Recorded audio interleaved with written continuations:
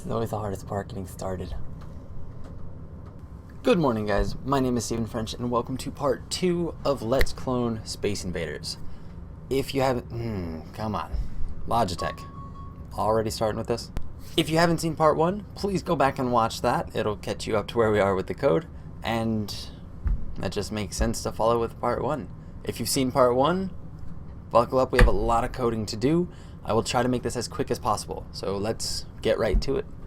Alright, today we're going to be adding in the enemies, adding in the enemy AI, and yeah, hopefully we can finish that all in this part. Don't want to split it up any more than that. So let's start off by adding in the sprites that we're going to need for this. You will have all of them in the file that you downloaded in the last episode, or just check the description for the link. So, sprites, add a sprite.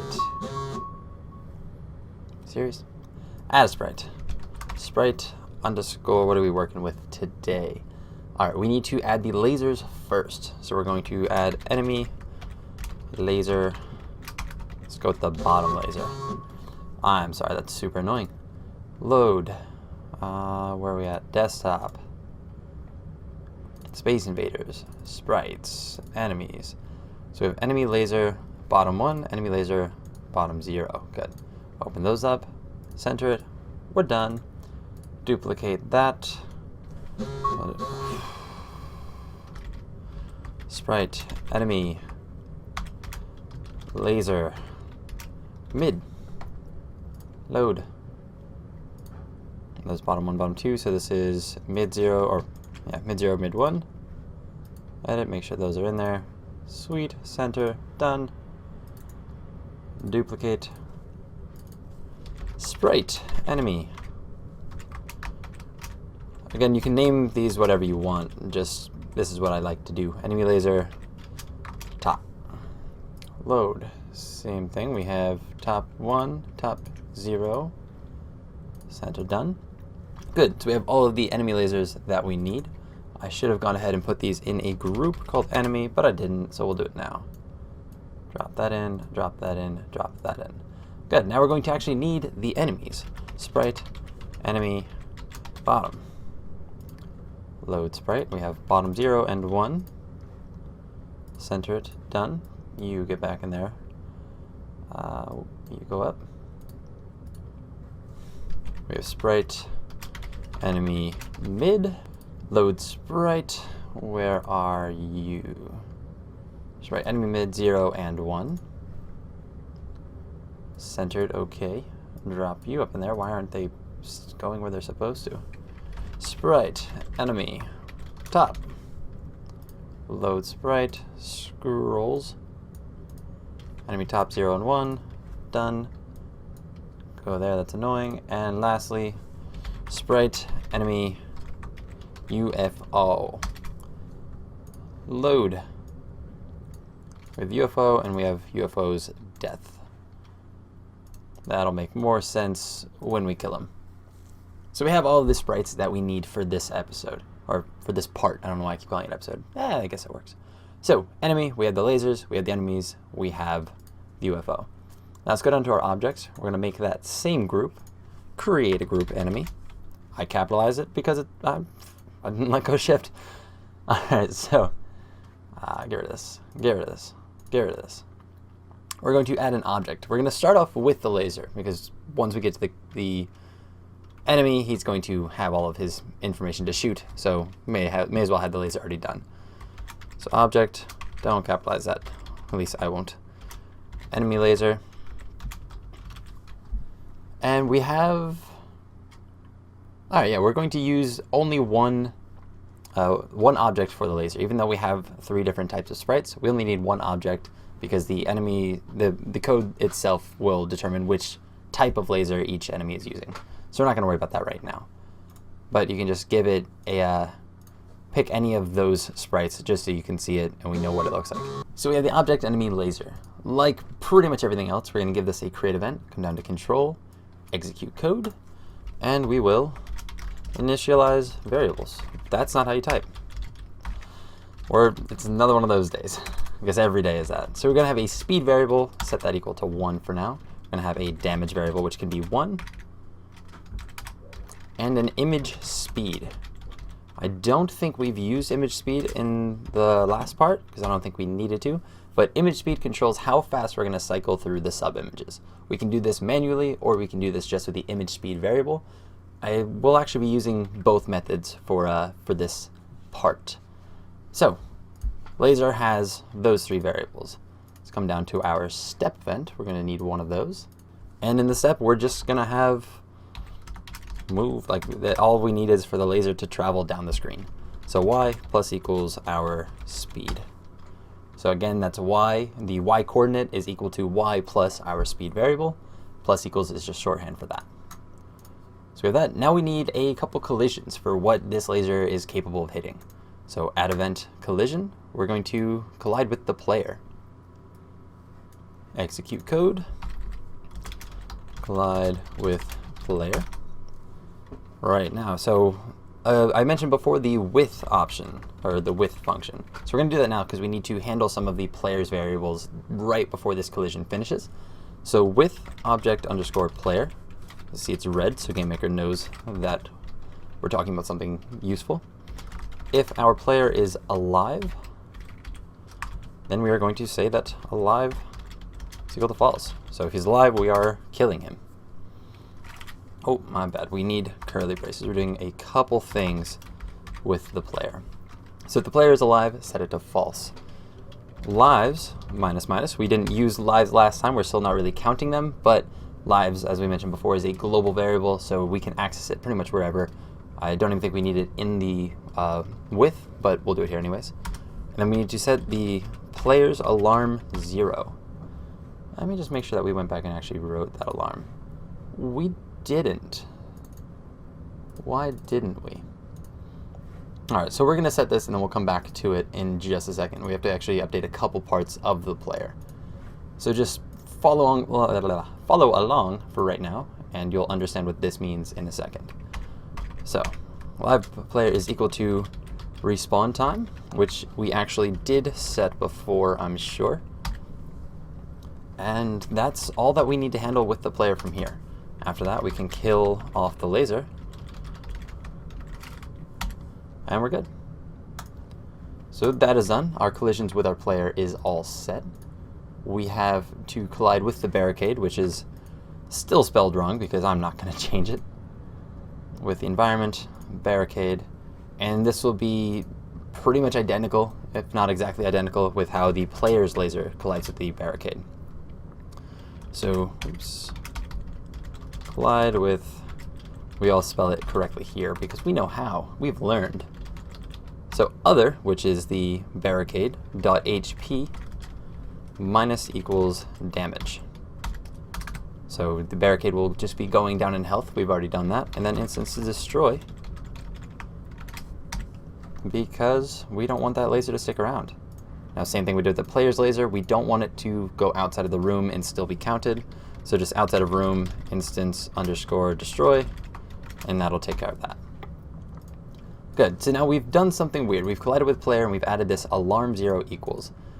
If I didn't mention what alarm did, I'm sorry, it was a couple days ago that I recorded that. Alarm is basically a timer. We're just setting an alarm. Whatever number we've given this, which the player's respawn time should be set, yes, to 30.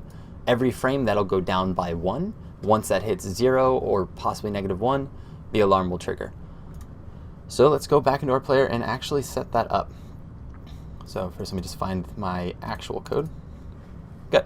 So in our player, we're going to do add an event, alarm, and alarm 0. Which alarm you use doesn't matter. I just prefer to go top to bottom.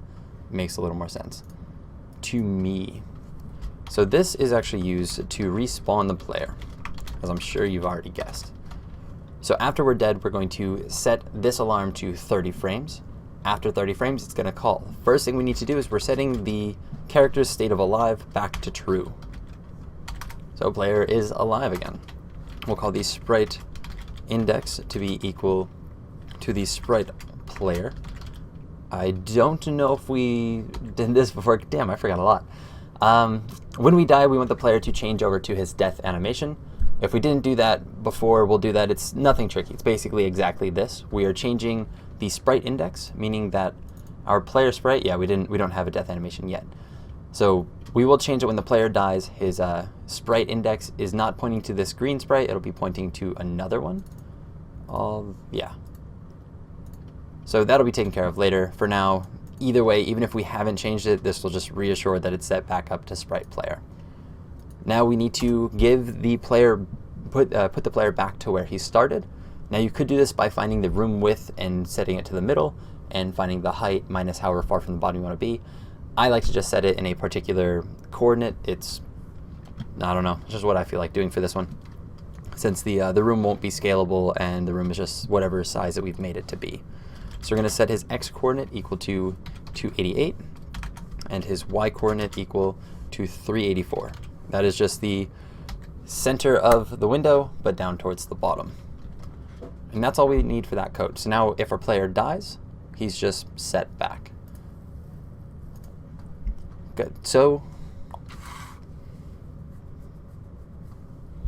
for sprites we've done, enemy laser we've done.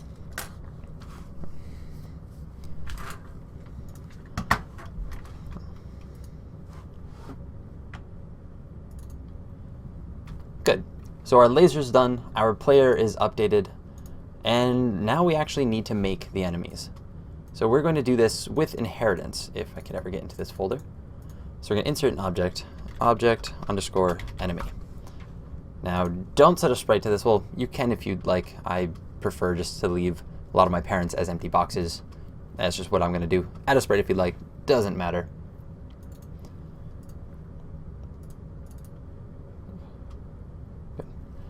And we're going to have quite a bit in this create event because we're going to keep all the variables that each enemy will have. So go down to control, execute code, init variables. All right, so we're going to separate these into kind of the player's laser information and the player's self information, so to speak.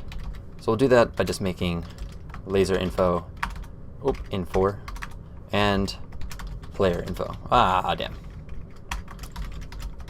Enemy info. Good. So for laser information, all right.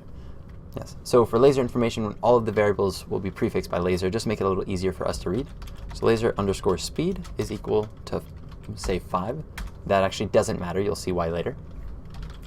Laser underscore damage is equal to 5. Again, doesn't matter yet.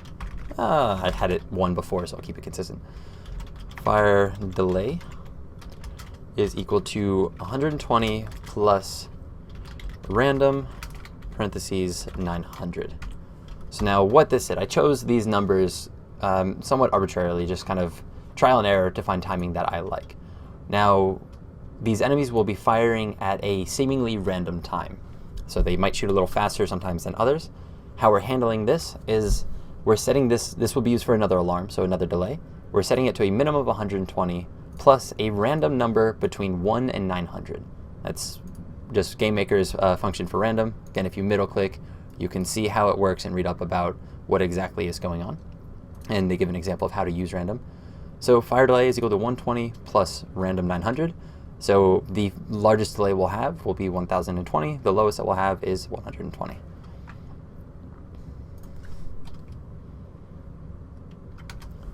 Now we're actually going to set in this create event, because remember create event only runs once. We're going to set alarm 0, because this enemy's alarm 0 is different than the player's alarm 0, is equal to fire delay.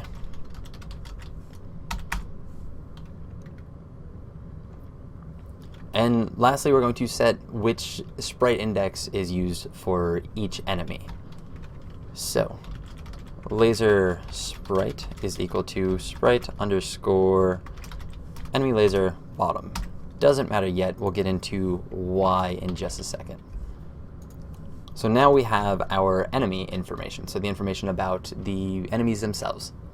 So we're going to have a direction, which we'll set equal to 1. We will use that for when we're traveling to the right, as x increases positively to the right, which I'm pretty sure is, I still don't remember how my camera works. Speed will be equal to 6. This will actually be uniform across all of the enemies as well. Can move, which is a Boolean, is going to be equal to true. Sorry, I keep looking over. I forgot which way I like to start these variables.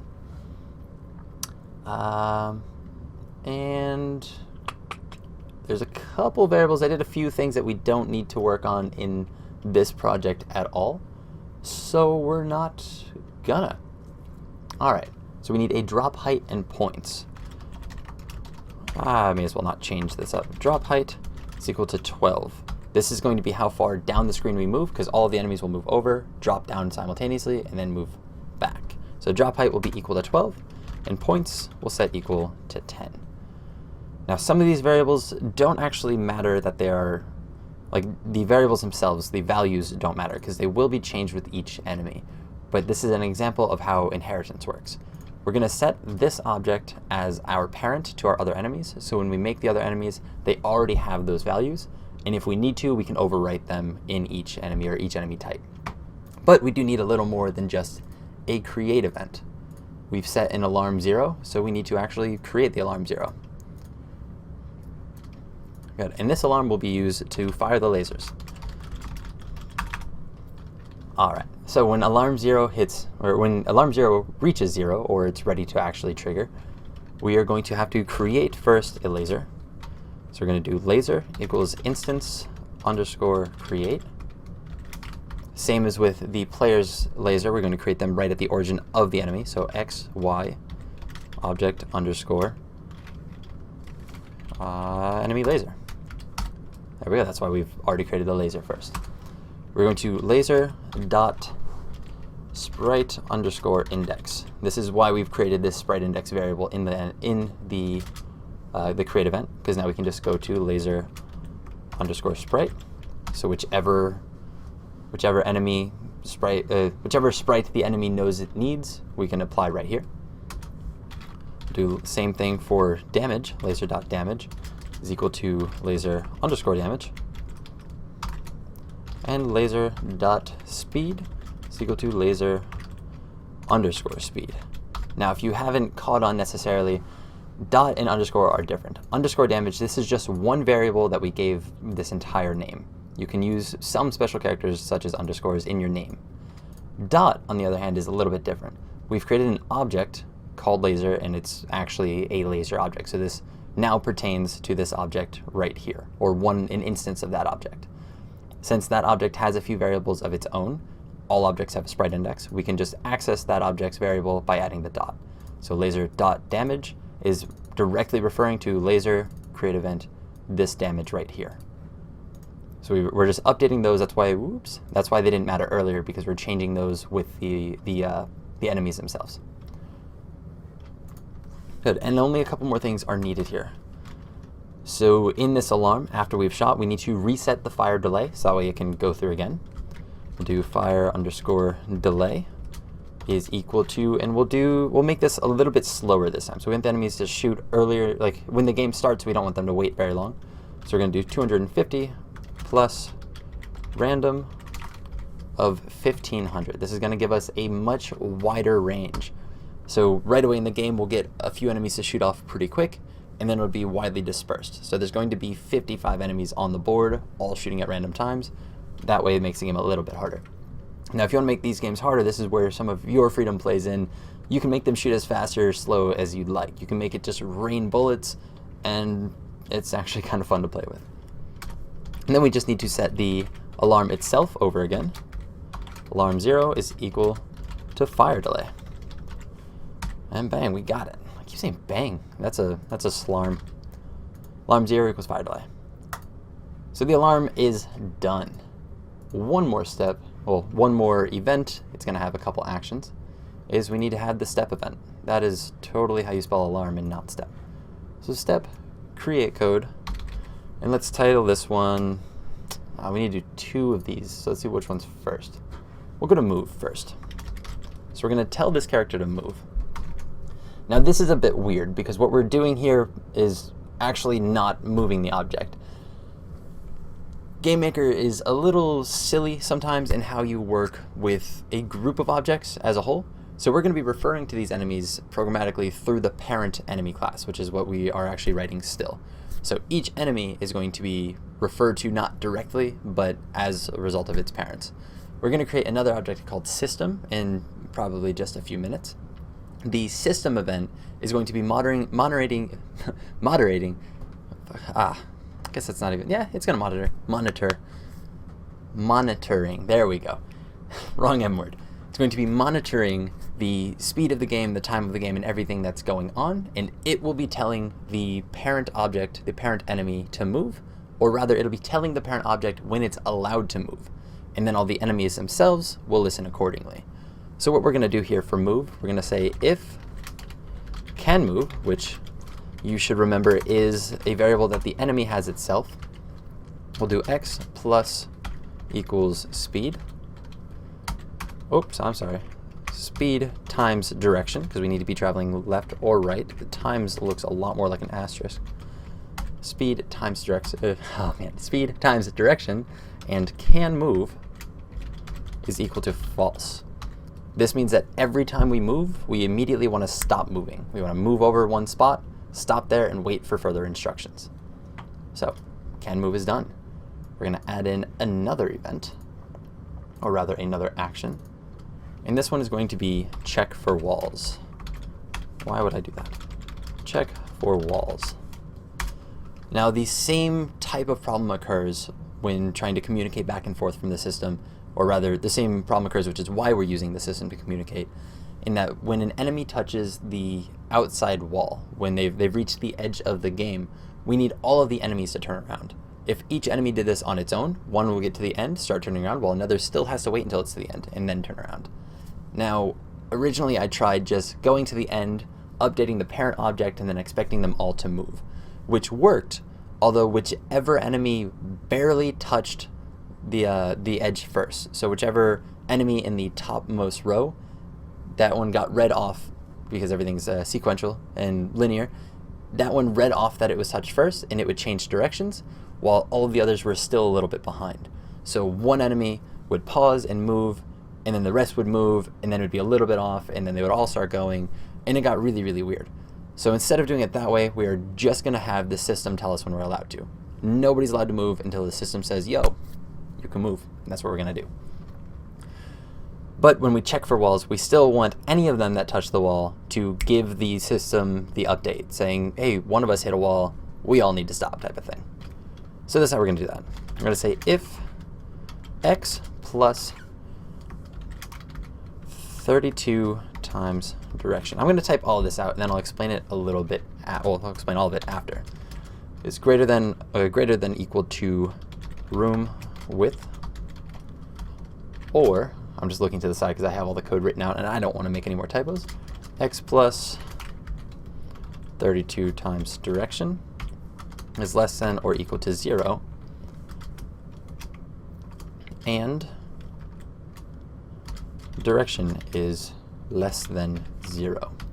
So under these conditions, which I think I have typed out correctly, which I'm now certain more than ever that I haven't, unexpected symbol and expression. What did we do? What did I do? Oh, that was dumb. Greater than equals to has to be the same. I'm sure at least one of you saw that before I did. Now, so what this means is that the X, remember we've centered all of these images. Oh wow, I didn't. So these have been centered. So this plus is in the middle of the image itself. This image is 24 pixels wide, so the center is 12 and 12. So we're saying X, so right in the middle of the image, plus 32 pixels times direction. So if our direction is 1, that means we're traveling to the right. It should look like my right. If the direction is 1, we're traveling to the right. And if we're traveling to the right, we want to check ahead of us. So we want to check that X pixel plus 32, because we don't want to actually touch all the way up against the wall. At least that's not what a lot of the other clones that I've seen in the game itself. Doesn't look like they're touching the wall. So we're going to actually check until we're close to the wall, or at least close to room width, and then we're going to turn around. So we're going to check for that condition, or if we're going in the negative direction, we'll be checking for when X plus 32, or plus a negative 32, so 32 times minus 1 for when we're going to the left, is less than or equal to 0, because the room is on pixel line 0. And in that case, direction has to be 0. Now we need to update the enemy object, or at least the parent objects. So with object enemy, we need direction times equals -1. So if we're going to the right, we need to swap, go to the left. Go to the left, swap, go to the right. Easy enough. Then with, that is again not how you spell the thing that you want to spell. We don't have this object yet, but object system, we need drop equal to true. Now, obviously we don't have the object, so we don't have the drop variable, but that's just going to basically say if drop is true, I hate my phone. If drop is true, then we can call back to the enemy object. It's going to be a little confusing. Everything's bouncing back and forth. So take my word for it for now. It'll end up working, and then just if you need, read through it again and again, or if you have any specific questions, please ask and I will answer. So this step is entirely done. I actually want us to check the wall before we move. It's just a little safer to get whatever you need done first. So if we're moving and then we check for wall, we might actually move a little too close. And we're done with that. We can move on to actually creating the enemies themselves.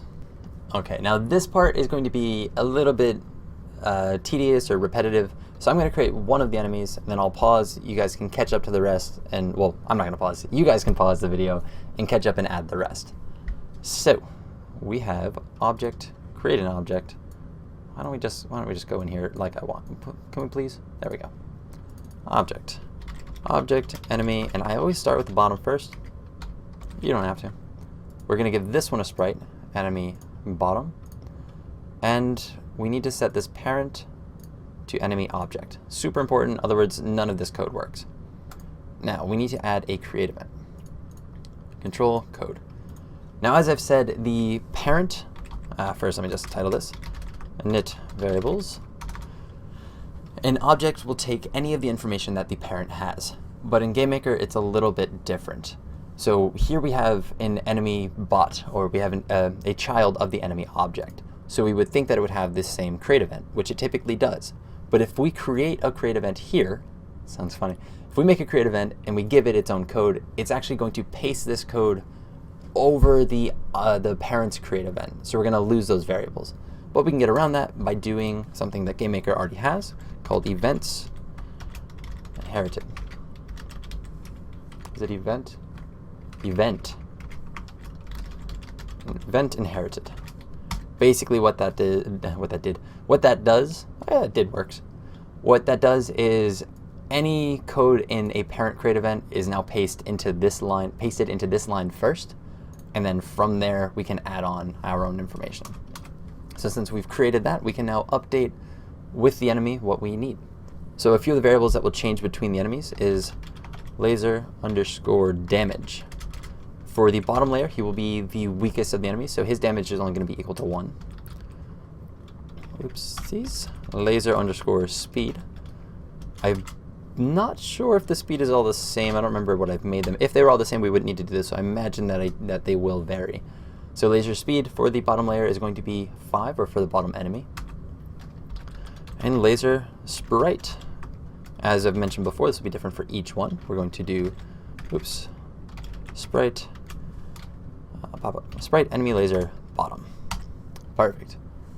And lastly, we have points. Points is equal to 10. From here, we need to add 2 more enemies. We need the middle enemy and the top enemy. So you can just duplicate these. You'll have everything set up as is, but we need to change a few of the variables. So from here, we're just going to go into enemy bottom, duplicate.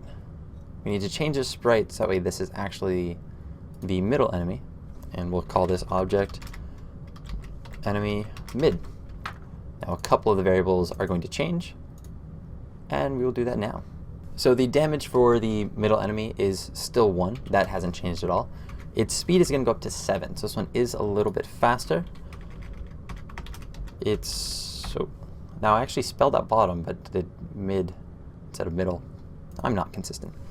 And so these guys have a different sprite, and they're going to be worth 20 points as opposed to 10. So let's do that one last time. Duplicate. Oops.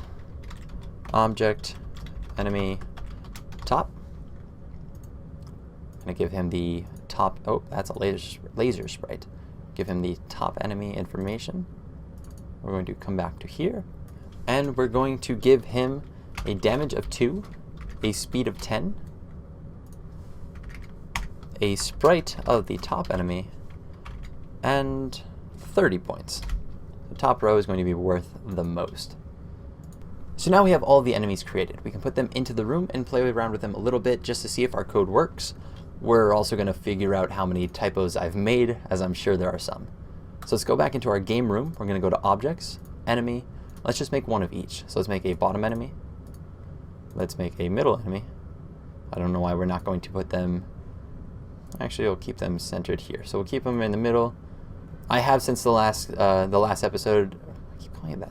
Since the last video, I just spaced these out evenly, and I placed the player on that same coordinate that we've used. So the player is on, because of these lines, it's not going to say the same, but I think it's 288 by 384 is where the player is sitting. So I have those two guys, and top will be last. Good. So we have our enemies, we have our room, we can hit play. Oh, hopefully we can hit play. Let's see what I've done. Oh, sweet, everything works. So these guys are moving hella fast. That is actually not an issue right now. I do want to set their speed to 0. Whoa! Oh yeah, player, he actually died. I couldn't move for a second, but we haven't set up his death animation, so that is fine. So we have these guys, they're booking, and that's fine. It doesn't matter. But if we shoot these guys, nothing happens, because we do still need to upgrade the player's object. The player's laser object. So I'm sorry, I forgot that one. When we made the player, we didn't have any enemies in the game, so we did not make a collision for them. So we're going to collide with the parent enemy. And we've actually got to do a few things here that really don't matter. And this will give us some bugs, but it's fine. So we will expect these bugs.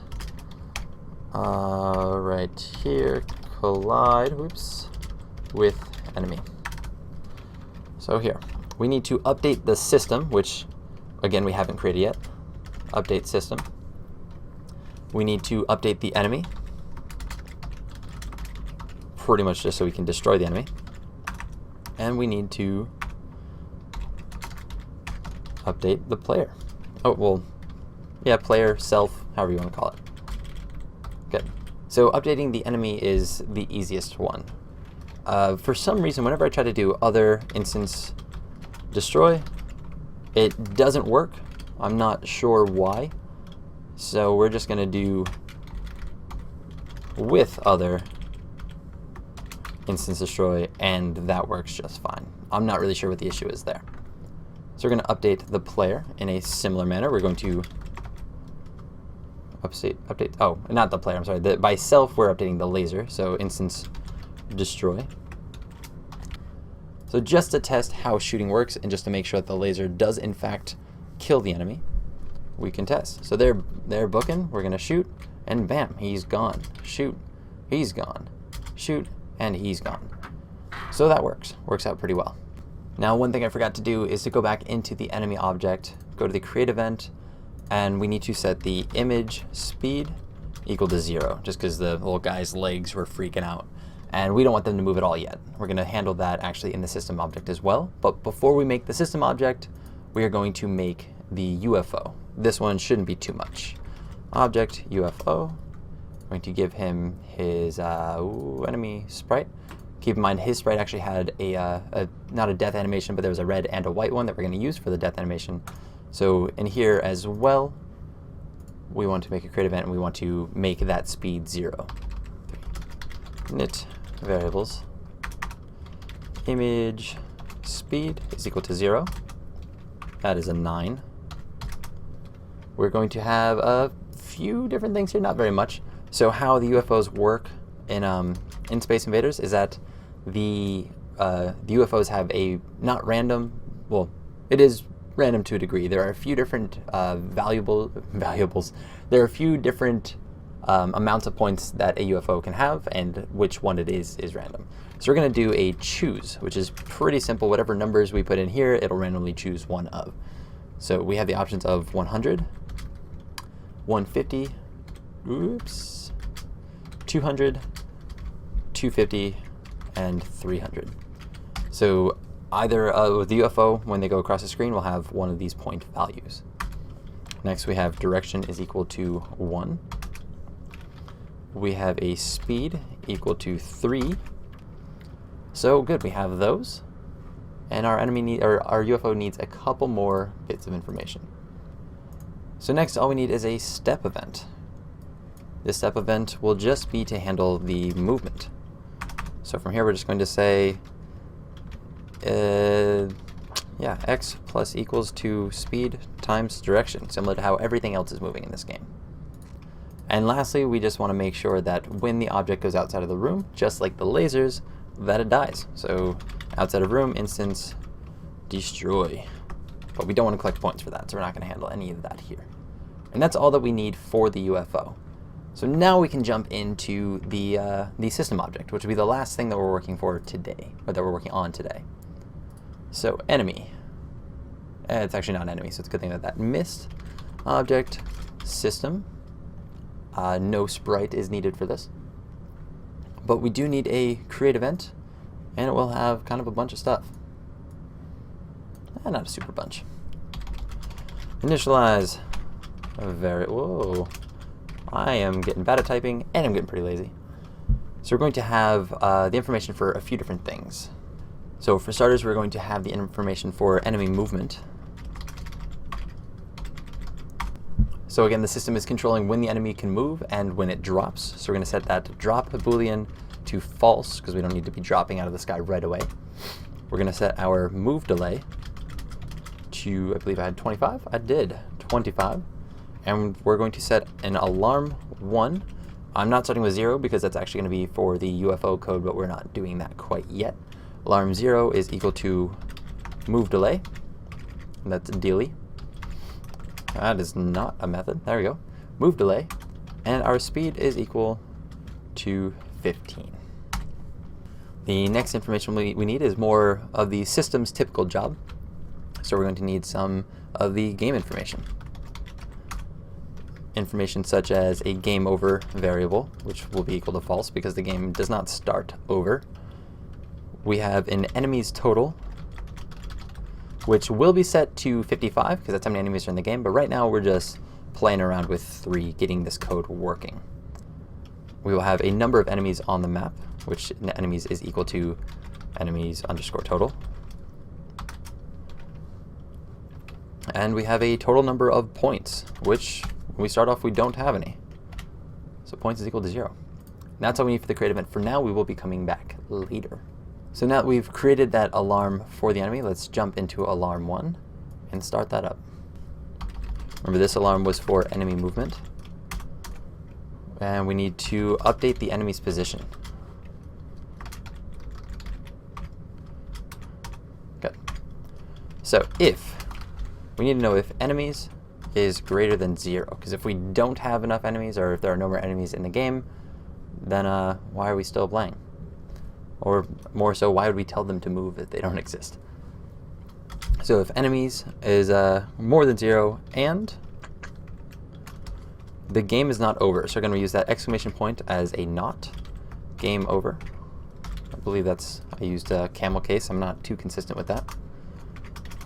Almost did something else dumb. So then from here, we'll say if drop is equal to true.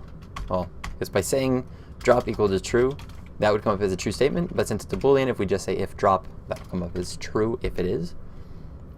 Then from here, we need with object enemy. Remember, we're pointing to the parent class now. Y plus equals to drop. I really hope I did drop height like that and not camel case. I tend to go between using this type of structure when spelling and this type of structure. I go back and forth a lot and it screws me up, so try not to do that habit. Y plus equal to drop height, and then after we've made that drop, we want to set drop back to false, so we're not trying to drop again. And then still in this check, so we still want to check only if there are enemies, we're going to set up an else. So that's if drop is equal to true versus if it is not equal to true. If it is not true, meaning we don't we don't want to drop, then we want to just continue moving. We only want to tell the enemies to move when they're not at a wall, or rather when they're not dropping down. So they're going to move over. Once they hit a wall, they're setting that variable drop to true. System's going to look at that, saying if drop is true, then we're going to tell the enemies to drop down a little lower. If that is not true, then we're going to continue moving. But the enemies aren't moving on their own. They're waiting for the system, or right now, I guess us technically, to tell them when they can. So we're going to do that here. So we're going to go to object underscore enemy dot can move, and we're going to set that equal to true. Remembering that back in the enemy class, when that is set to true, we're going to move over towards the direction that we're going, and then we're going to set move to false. So we're only going to move once, really, really quickly. That'll only happen in one frame. Now, this is the reason why we didn't set the image speed of the player, or of the enemies. We could have timed it just right, which actually comes out to image speed of 0.04, because I played around with it for a while. But we want them only to kind of change their animation as they move. It's a little easier to do from here. Also, since it's a different way of doing it, it's good to look at. So we'll do update enemy animation. Now, again, we are inside of these systems, so we need to be looking at with object enemy.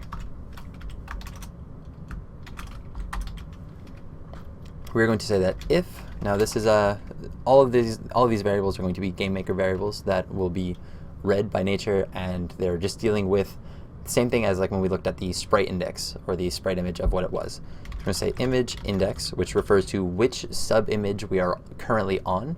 So if the enemy has two images, one with their legs in, one with their legs out, we're going to check which one of those we're pointing to. So if sub image is equal to image underscore number, which is referring to the number of sub images there are. So we're checking to see if our current sub image is the last sub image, meaning that we want to loop back to the beginning.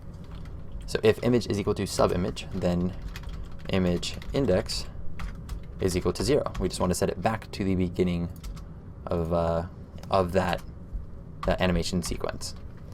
We're going to say else image index plus plus. We're just going to increment by 1. So we have two sub images. If we're on 0 when we move, we're going to set it to 1. And then if we're on 1 when we move again, we're going to set it back to 0. And it'll just, every time we move, ticking between sub image 0, sub image 1. Should look pretty smooth. Now, after all of this is done, we want, well, again, we are actually in we're in an alarm right now. So we only want this running every once in a while, which we have already created a variable for. So we're going to set the delay. Alarm 1, which is the alarm that we are in, is equal to move delay. And there we have it. The enemies should be moving continuously. The last thing we want to do is make sure that we can win the game. So we're going to, I don't want this to be a begin step. We're going to change this as a step event. And we'll say win, lose, although we're not going to worry about losing conditions right now. So for this, we're just going to check out the win. So if enemies is less than or equal to 0, again, we're just being careful such that enemies doesn't somehow jump from 1 to -1 just under some random iteration. You could foreseeably see if the laser goes into the object at such like an odd time between frames, it might read that collision twice. It's rare, but it can happen. Silly stuff happens all the time in programming. That's just what it is. So if that does happen, it'll drop the enemies down. I'm pretty sure that will never happen, but it's better to be safe. So now eventually we're going to use this part of the code to kind of reset the game, because in Space Invaders, when you kill the enemies, they just respawn and then you keep going from there. But we're not going to do that. We're just going to have a window pop up saying, hey, you won. So we're going to say show debug message, which is actually not what we want to do. Show debug message is a super useful tool that we won't be using right now. All that it is anything in here. If you just say like winner, anything that is called on this method will just be posted down here. So you know, we'll do both. We'll do a winner down here, and then we'll do the one that I was intending to do. So then we'll do a show message, a little bit shorter, and we'll make this one say you win. Yeah. And now what this will do is it's going to pop up a window and it'll have a button attached to it. So it'll just say you win, you hit OK, and we're going to do a game underscore restart. And that's just going to completely reset the game. But that will be resetting the points, so that's not what we want to do in long term. So let's run this. Let's see what's happening. Ha! Silly me. So like everything else in GameMaker, we can't call them, they don't actually exist unless they're in the room. So even though this is an object that doesn't, we won't see it, we won't actually use it, it won't be a part of the game internally, we need to add it to the game room. So you're going to do object, or add an object, system, and just put it in the corner. I usually just put it up far in the corner and it can stay there forever. So that was pretty silly of me. Now, if all goes well, I didn't type anything wrong, and good. Our enemies are moving, just like they should. We don't have a points counter, but they are shooting. As you can see, they can hit the barricades, and they're moving pretty slow. Too slow for me to hit them. So we got one. Come on. Turns out I'm very bad at Space Invaders. 2, and we got 3. And bam, we have a show debug message saying winner. We have, let's get this back up. Well, I guess minimizing it makes it go white. You win with a button. This is just the show message. Hit that, and we're set up to go again. So that is awesome. We are just about done for this episode. We can super quickly add the UFO, and then we'll call it quits from there. So let's do that hella quick and get that done with. So all of this UFO information will be done in system as well. That is not what I wanted to look at. Why are we there? So let's go to object system. We're going to go in the create event, and we do need to add a couple pieces. This is actually for the enemy information. There will be a few more things that we're adding, but just not today. So enemy information rather than enemy movement. This is going to be the UFO delay. I can't type. And we're going to set this up to be random as well. So, and this is just a delay in spawning the UFO itself. So we're just going to choose a number between numbers that I found work were 500,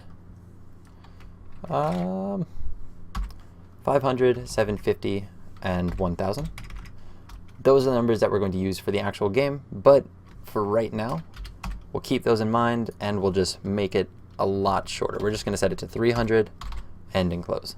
So every time the delay will only be 300, but this is the code we will be using later on. So we'll just keep that there for now. On top of that, all we want to do is set the alarm 0 equal to alarm delay, or UFO delay. Good. Come back here. We're going to create that delay, or that alarm.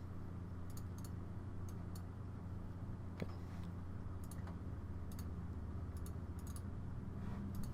And we have, this is the UFO alarm, UFPO alarm. I'm not sure what the P stands for. Now, we need to randomly choose whether or not we want the UFO to appear from the right or from the left. So we're going to get that X is a variable that's already taken. So I'm just going to call this XX, as we're just trying to find the X coordinate. You can name it whatever you would like. We're going to set that equal to a random choose. And we're going to choose that between -16, because we actually want this to appear a little bit outside of the room, although this isn't far enough outside of the room for the entire object to be out. So our UFO is 32 pixels wide, so 16 will actually be on this this edge pixel, so he'll be right on the end. They're going to count that as still in the room, as the part of him will be on the pixel line 0. And our other option is for room with +16. Same thing, just being on the other side of the room. So we have that. We're going to have a UFO is equal to instance create. We're going to set him to his new X coordinate. We're going to set him at 32 pixels from the top, just what I chose to look all right. We'll give him the actual object of UFO. Now we need to give the UFO his direction. So if XX is equal to -16. Now one thing to keep in mind here is if we're doing an if statement, if I were to say if XX equals -16, if, I'm speaking in English now, if XX actually equaled this, by having one equal sign, we're going to be setting XX to, we're just going to force it to be -16, and it'll always be true. So we want to do a comparative, which is just a equals equals. That's where a lot of bugs come into play, and we can avoid those. So if x equals -6 means we're starting from the left, we need to travel right. So we're going to do UFO dot direction. If you remember from the UFO object, we gave it a direction variable. We're going to set that to 1. We'll say else. Oops. We got to say that it is equal to 1. Else UFO dot direction is equal to -1. So we'll travel right if we need to, left if we need to, and we're good. Here we will go for the, did I do that capitals? I did. I think I did UFO underscore delay. More inconsistencies with me. Choose, and we will start this off. We'll just do the same thing. We'll just call it 300 for now. Yeah. Alarm 0, that is almost the letter O, is equal to UFO underscore delay. I just want to check to make sure that I capitalize UFO because I don't want to deal with that if I didn't. I did. All right. Click play, hopefully for the last time, and see if we get this game working. Come on. Should be within, it should be 30 frames, so it should be about within 10 seconds? No, should be less than that. Cool. All right, so it was about 10 seconds, but something silly happened. System.ufo not set before reading it. That is in our alarm 0 line 6. Abort. Alarm 0 line, UFP. I'm sure somebody saw that. Cool. Alarm 0 is correct now. And give us 10 seconds. We should have some UFOs going back and forth. Probably should have chose a smaller number, just because. You'll actually notice that each of these enemies, you can see that they have different shots. But there's our UFO. I missed. That's going to be annoying. I'll give this another try. Oh, hit that guy. Oh, damn.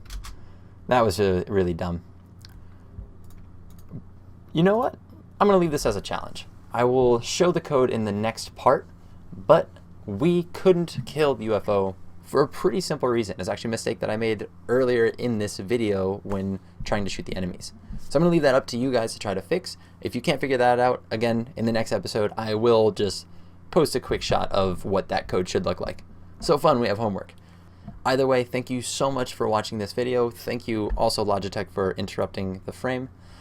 And I hope you guys are excited for part 3. Part 3 will include mostly just going over the respawning of the enemies themselves. It's a neat way to use scripts, and that's just something I wanted to point in on. And I might keep that to a really short part just on scripts, and then in the last part we will work into kind of the user interface, cleaning up the game, giving us a start menu, counting our points, resetting the game when we win or when we lose, and simple stuff like that, just to make it feel like a game instead of just some pointless shooting. So again, one more time, thank you so much for watching. It really means a lot to me.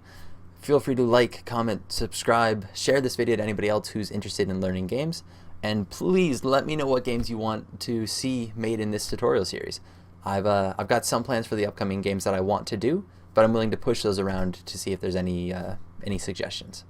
So have a nice day, and I will see you guys next time. Or rather, you'll see me. I'll still just be seeing my camera. See ya.